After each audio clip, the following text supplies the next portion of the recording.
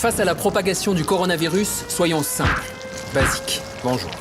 Désolé pour la qualité sonore, ce texte est enregistré depuis un appartement sur un téléphone, confinement oblige. Vous trouvez qu'on cède à la psychose ? Ok.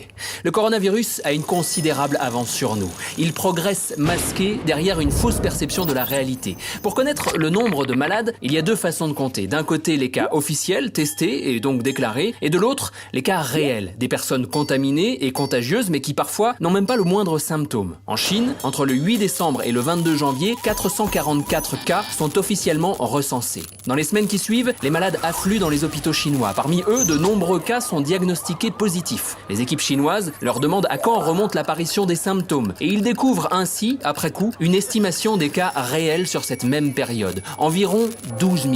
27 fois plus que les cas officiels. Voilà l'avance que le virus a sur nous. Vous pensez que c'est spécifique à la Chine ? Erreur. En France, il n'y a aucun dépistage systématique de l'ensemble de la population. Le nombre de cas réels est nécessairement considérablement supérieur aux cas officiellement dépistés. Ce n'est pas un complot, juste une réalité. Partant de là, à chacune de nos sorties, nous jouons le jeu du virus. Car le Covid-19 ne se propage pas tout seul. Il voyage avec nous, même sans symptômes, et se répand par nos interactions sociales. Chaque personne contaminée peut infecter 2 à 3 individus, soit presque le double d'une grippe classique. Gardons ça en tête et revenons aux chiffres. 20% des cas nécessitent une hospitalisation, 5% une place en unité de soins intensifs et environ 2,5% une aide très intensive. Aujourd'hui, en France, nous disposons de 5000 lits de réanimation et 7364 lits dans les unités de soins intensifs. Et nous ne parlons même pas du personnel nécessaire pour administrer ces soins. Entre le 24 janvier et le 14 mars, 4500 cas officiels ont été confirmés,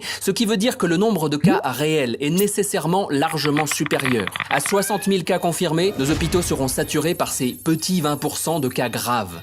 Concrètement, cela veut dire plus de lits disponibles et un dilemme terrible pour les personnels hospitaliers, devoir choisir qui soigner. Donc, qui maintenir en vie et qui laisser mourir. Dernier détail, le taux de mortalité de la grippe saisonnière est de 0,1%. Celui du coronavirus varie entre 0,5 et 5%. L'écart est simple à expliquer. Dans les pays ayant appliqué rapidement un confinement strict, comme la Corée du Sud, le taux de mortalité est sous les 1%. Dans les autres pays, comme l'Italie ou l'Iran, il varie entre 3 et 5%. Tarder à se confiner, c'est augmenter le nombre de morts de plusieurs milliers, voire dizaines de milliers. Voilà la réalité. Violente, brutale. Il n'est même plus question aujourd'hui d'empêcher la surcharge des hôpitaux, c'est sans doute déjà trop tard. Par contre, nous pouvons toutes et tous limiter cet engorgement, en limitant radicalement toutes nos interactions sociales. Toutes. C'est l'unique moyen de contenir la propagation du virus. Restez chez vous, c'est impératif. Et ne sortez que pour l'essentiel. Vous aurez peut-être l'impression de vous isoler, mais aucun acte ne sera plus collectif et solidaire que celui-ci.